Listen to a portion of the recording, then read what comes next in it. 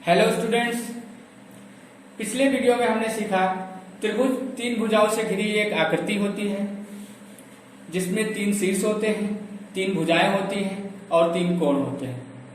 इसी क्रम में हम आगे बढ़ते हुए आज हम पढ़ेंगे त्रिभुज के प्रकार, टाइप ऑफ ट्रायंगल।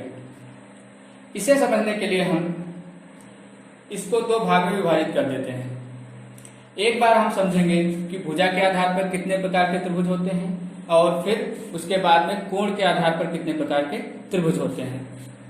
अगर हम भुजा के आधार पर देखें तो हमें पता है कि त्रिभुज में तीन भुजाएं होती हैं, तीन भुजाओं से घिरी हुई एक आकृति है त्रिभुज। तो अगर इसमें तीन भुजाएं हैं, एक भुजा AB है, दूसरा BC, तीसरा CA, तो उसमें क्या क्या शर्तें हो सकती हैं। हो सकता है कि तीनों का मान अलग अलग हो, तीनों की लंबाई अलग अलग हो, ये 6 सेंटीमीटर, ये 7 सेंटीमीटर, ये 8 सेंटीमीटर। तीनों की लंबाई अलग अलग, ये 6 हो गया, मान लो ये 7 और ये 8। अगर तीनों की लंबाई अलग अलग है तो उसे हम कहेंगे स्केलेन ट्रायंगल, विषमबाहु त्रिभुज। दूसरी शर्त हमारी क्या हो सकती है, ये हो सकता है कि AB और BC आपस में बराबर हो और CD बराबर ना हो। मतलब अगर ये 6 है तो ये भी 6 हो जाए और ये क्या हो जाए, 8 ही रहे। तो अगर दो भुजाएं आपस में बराबर हैं तो उसे हम कहेंगे आइसोसेलेस ट्रायंगल, समद्विबाहु त्रिभुज। इसी तरीके से अगला शर्त हमारा ये हो सकता है कि तीनों भुजाएं आपस में बराबर हो जाएं, और अगर तीनों भुजाएं आपस में बराबर हो जाएंगी तो उसे हम कहेंगे इक्विलैटरल ट्रायंगल, समबाहु त्रिभुज।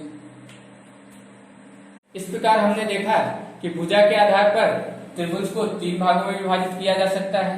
पहला स्केलेन ट्रायंगल, दूसरा आइसोसेलेस ट्रायंगल, तीसरा इक्विलैटरल ट्रायंगल। स्केलेन ट्रायंगल को हम कहते हैं विषमबाहु त्रिभुज, आइसोसेलेस ट्रायंगल को हम कहते हैं समद्विबाहु त्रिभुज और इक्विलैटरल ट्रायंगल को हम कहते हैं समबाहु त्रिभुज। अगर हम इसके नाम के आधार पर देखें तो इसमें लिखा है विषमबाहु त्रिभुज। विषम मतलब होता है, सम निश होता है समान, और विषम इसका उल्टा हो जाएगा। विषम मतलब जो समान ना हो। तो ऐसा त्रिभुज जिसकी सभी भुजाएं आपस में समान ना हो, तीन भुजाएं होती हैं, तीनों अलग अलग, तो हमारा हो जाएगा विषमबाहु त्रिभुज। इसी के अगला देखते हैं, इसमें लिखा हुआ है समद्विबाहु। द्वि मतलब होता है दो, बाहु में भुजाएं, तो जिसमें दो भुजाएं समान, जिसमें दो भुजाएं समान हो वो हमारा होगा समबाहु त्रिभुज। और तीसरा हमारा लिखा हुआ है समबाहु। सम मतलब समान, बाहु मतलब भुजाएं, जिसकी सभी भुजाएं आपस में समान हो वो हमारा क्या हो जाएगा, समबाहु त्रिभुज। अब अगर हम कोण के आधार पर देखते हैं त्रिभुज को, तो कोण के आधार पर भी त्रिभुज को तीन भागों में बांटा गया है। पहला है एक्यूट एंगल ट्रायंगल, जिसे हम न्यून कोण त्रिभुज कहते हैं। दूसरा है राइट एंगल ट्रायंगल, जिसे हम समकोण त्रिभुज कहते हैं। तीसरा है ऑब्ट्यूज एंगल ट्रायंगल, जिसे हम अधिक कोण त्रिभुज कहते हैं। तो पहला हमारा है acute angle triangle. Acute angle में होता है न्यून कोण। न्यून कोण का मतलब ऐसा कोण जिसका मान 90 से कम हो और 0 से ज्यादा हो। तो ऐसे त्रिभुज जिसके सभी कोण न्यून कोण हो, एक्यूट एंगल हो, 0 और 90 के बीच में हो, वो त्रिभुज हमारा कहलाता है न्यून कोण त्रिभुज। अगला हमारा है राइट एंगल ट्रायंगल, समकोण त्रिभुज।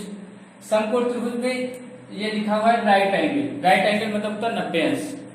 ऐसा त्रिभुज जिसका एक कोण 90 अंश हो और बाकी के दोनों कोण न्यून कोण हो, वो हमारा होगा राइट एंगल ट्रायंगल, समकोण त्रिभुज।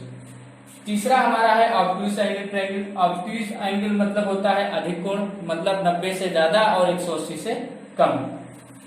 तो ऐसा त्रिभुज जिसका एक कोण 90 से ज्यादा हो और 180 से कम हो और बाकी के दोनों कोण न्यून कोण हो, वो हमारा क्या कहलाएगा, अधिक कोण त्रिभुज, ऑब्ट्यूज एंगल ट्रायंगल।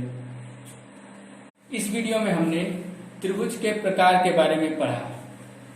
इसी तरह हम अगले वीडियो में पढ़ेंगे कि कैसे सिद्ध किया जाए कि त्रिभुज के तीनों कोणों का जोड़ 180 अंश होता है।